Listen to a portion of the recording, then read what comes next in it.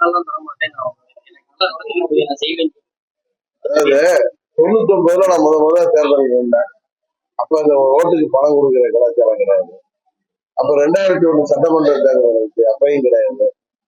உள்ளாட்சி தேர்தலையும் கிடையாது. 2004 பாராளுமன்ற தேர்தலையும் இல்லை. தமிழ்நாடு முழுவதும் நானே வேட்பாளர் இருந்தது. 2006 சட்டமன்ற பொது தேர்தல் வந்துச்சு, அப்ப நாங்க இருந்தேன். அம்மாலாம் இருந்தாங்க, அப்பயும் கிடையாது. 2011 தேர்தல் வரைக்கும் நான் தேர்தல் 99 கிடையாது. 11க்கு அப்புறம் அப்படி ஒரு தவறான கலாச்சாரம் தமிழ்நாடு முழுவதும் தொடங்கிருக்கு. நான் ஆர்கே நகர்ல போட்டிட்டப்ப கூட நான் ஓட்டுக்குலாம் பணம் கொடுக்கல. என்னை சேர்ந்த சில முன்னாள் எம்எல்ஏக்கள் பழனிசாமி ஓட்டுக்கு 10,000 6,000 கொடுத்தாரு. அவங்க பயந்து போய் அவங்க பார்த்த இடத்துல ஒரு 10 வீடு 20 வீடுகள்ல ஒரு 10 கூட்டுகள் ஏதோ டோக்கன் கொடுத்தா தகவல் வந்தோட நான் நிறுத்திட்டேன். உடனே டோக்கன் கொடுத்தாரு. இங்க இப்ப யார் டோக்கன் கொடுத்தாருன்னு உங்களுக்கு தெரியும்.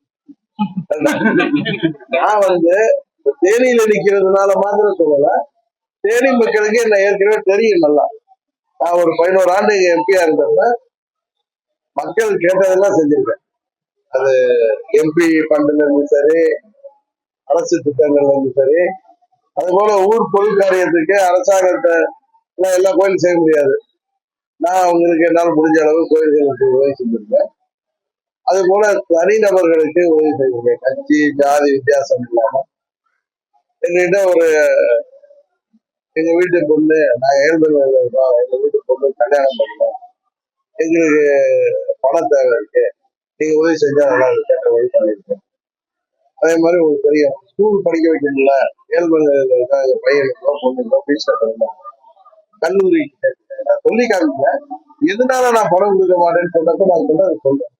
எங்கேயுமே நீங்க பரப்புரையில நான் சொல்லல. என்னை அவங்க வீட்டு பிள்ளையா கொண்டு நான் சொல்லி தேர்தலில் வந்தப்ப என்ன வரவே இல்லை. அவர்களுக்கு போய் அவர்கள் அவமதிக்கிற மாதிரி நான் ஓட்டுக்கு பணம் கொடுக்க. அவர்கள் வெற்றி பெற செய்தால் தொடர்ந்து அவர்களுக்கு நான் என்ன செஞ்சுட்டு போனா அவர்கள் உதவி. என்னுடைய பழக்கம் இங்க நிக்கலனாலும் வேற எந்த தேர்வு இருந்தாலும் நான் இது அண்ணாமலை ஆளுகின்ற தேசிய கட்சியின் தலைவர். அவர் ஏனாதாரான்னு பேசுற நபரும் கிடையாது. நல்லா படித்தவர், திறமைசாலி, இன்னொன்னு சிறப்பா செயல்படக்கூடியவர். அவர் யாரையும் முகஸ்துதிக்கு என்ன மாதிரி அவருக்கு முகஸ்துதிக்கான் பேசுறாரு. அவரும் உள்ளத்துல இருந்து பேசுறவர் தான். அவருடைய கருத்தை நானே நீ கேட்டுட்டு இருந்தேன். அவர் எதை வச்சு சொல்றாருங்கிறது தேர்தல் முடிஞ்சதை நம்ம பார்க்கலாம். அவர் ஒரு கருத்து சொல்றாருன்னா அவர் சும்மா என்ன புகழ்ந்து பேசணுங்கிற அவசியம் அவருக்கும் கிடையாது.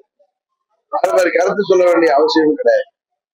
ஏன்னா எனக்கு தெரிஞ்சவரை நான் என்ன புரிஞ்சுக்கிறேன்னா, புரட்சி தலைவர் மீதும் அம்மா மீதும் பாஜகங்கிற கட்சிக்கு பெரிய மரியாதையும் அன்பு இருக்கு.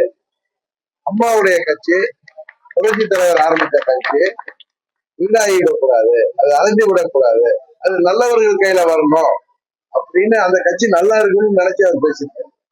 நீங்க வேணா டிடிவி தினகரன் அப்படின்னு நபரும் சொல்லி நீங்க கேட்கலீங்க. அது இன்றைக்கு ஒரு சொன்னார்ல, ஒரு கான்ட்ராக்ட் கமர்ஷியலா இருக்காங்க. அங்க ஒரு 6 பேர் கொண்ட கும்பல் அதை ஒரு பெரிய கட்சிய ஒரு வணிக நிறுவனம் போல் நடத்துறாங்க, வியாபாரத்துக்காக பயன்படுத்துறாங்க. ஒரு பெரிய கட்சி, ஒரு பெரிய இயக்கம். அவர்கள் பிஜேபியை வளர்க்கணும்னு நினைச்சா அந்த கட்சி அடையணும்னு நான் சொல்லுவேன். ஆனா அந்த கட்சி தேர்தல் முடிஞ்சதும் இவர்கள் கையில வரும்னு சொல்றது நான் என்ன பார்க்கல. அம்மாவுடைய தொண்டர்கள்ட்ட அந்த கட்சி சேரும். உண்மையான தொண்டர்கள்ட்ட அந்த கட்சி நல்லா இருக்கணுங்கிற நல்ல இடத்துல அவர் பேசுங்க. அவர் பேசுறாருன்னா அவருக்கு அம்மாவுடைய இயக்கத்தின் மேல உள்ள அன்போ, அந்த இயக்கம் நல்லா இருக்கணுங்கிற நல்லெண்ணமும் நான் வெளிப்படுத்தும். இதுதான் நம்ம பார்க்கணும். செய்திகளை உடனுக்குடனும் துல்லியமாகவும் தெரிந்து கொள்ள சப்ஸ்கிரைப் பண்ணுங்க.